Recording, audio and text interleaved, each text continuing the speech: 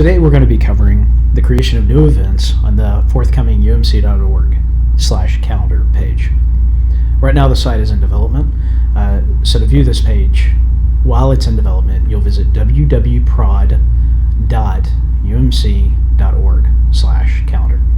Once the site is fully launched, you'll be able to visit that without the www.prod, just umc.org/calendar. The purpose of the calendar page is to display upcoming events within a specific delineated range of time. The default will be 365 days, and as you saw, I'm going to reload this page just so you can see the Ajax loading. As you scroll down the page, this first event will load, and then if you notice there's a small spinner. If there are subsequent events to load on the page, it will continue to load as you scroll the page, similar to the umc.org search functionality. I'm going to go to the search page just to show you what I mean. If you scroll beyond the currently displayed results, you notice that they continue to appear until there are no more relevant results.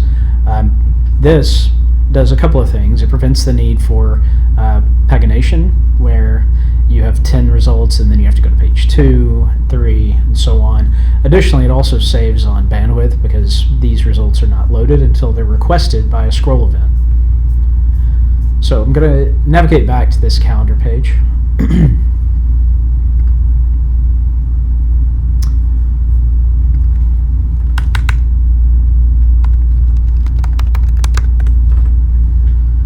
And so the creation of events is a pretty simple process, but it breaks down into 3 steps. The first step is the creation of an event. To create a new event, you just simply visit the calendar page and click this Add Event button.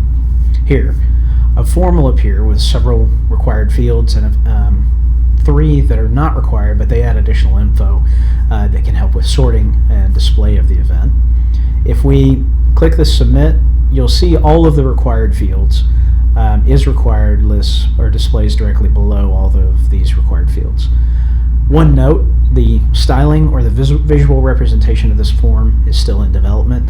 That will be updated in the coming week. So hopefully by the end of September 2019, this form will be a little more attractive. Here you'll notice this checkbox is aligned to the center. The is required is, it's not clear which field it applies to. There are several styling cues that need to be tightened up, and that will be forthcoming. Additionally, the padding on this calendar icon. So what I'm going to do, I'm going to fill out all of the various form fields and kind of walk through what each one is. The event name is fairly logical. We're just going to do a training event for now. I'm going to put my initials on it. That's how I find dummy content. Events details and description. This can be a lengthy chunk of text if you like, but I would just like to demonstrate what happens with lengthy fields of text. I'm going to go and grab some lorem ipsum just so that I can get some text to cut and paste. So currently the styling is set up so that the specific events will expand based on the large amount of text, but I'll cover in a minute how we're going to handle that to prevent that from being the default. So I've pasted a paragraph description of the event. The affiliated United Methodist organization can be anything down from can be any UMC agency or governing body or other UMC directly related entity. So I'm just going to say United Methodist Communications, and then the start date. When does this event take place? And here you can make selections several different ways. One is if you click on the calendar, you can select the specific date. I'm going to set it for tomorrow. And then the end date, I'm going to double click on the calendar and select the day after. Is this an online event? Now this checkbox goes with this field. So if you would like to create an online event, you would check this checkbox. Now a couple of things happen. First of all, by default it's unchecked, so you can actually add a physical address.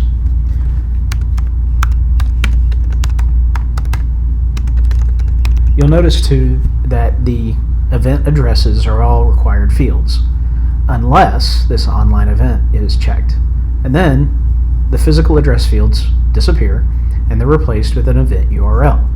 If we submit without adding an event URL, the field is required. So I'm gonna uncheck this and just walk you through the address fields. The event street address is required. The second line to the address is not.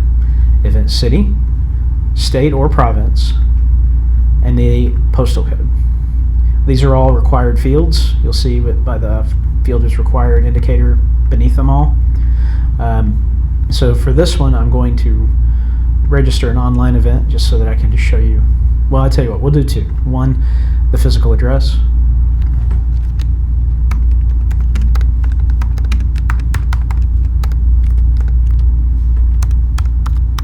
Okay. These are not required, but the type of event, these will help with sorting for the users, and I'll show you that in a minute. But here we have camping and retreat and children's ministry populated right now. All of the events in the previous form will be added or can be added by someone from either the development or the content teams. That'll be part of the pre-launch activities. So we've selected an event, an intended audience, and a UMC sponsor. Again, these fields are not required, but they do help users sort the various submitted events. Okay, and we're going to submit this event, and we're redirected to this confirmation page. It says, "Thank you, your event has been submitted." The styling here will be shored up so that this button isn't floating in the footer, and this is more centered. Again, that's a little bit of development work that needs to take place. So what I'm going to do is I'm going to return to the UMC calendar and take note of a few things. One, the event doesn't load. It's not appearing. There are several steps that need to be taken to both validate the submission and then publish the submission. We'll cover that in subsequent videos, but for now, that's how you add a new event to the UMC calendar.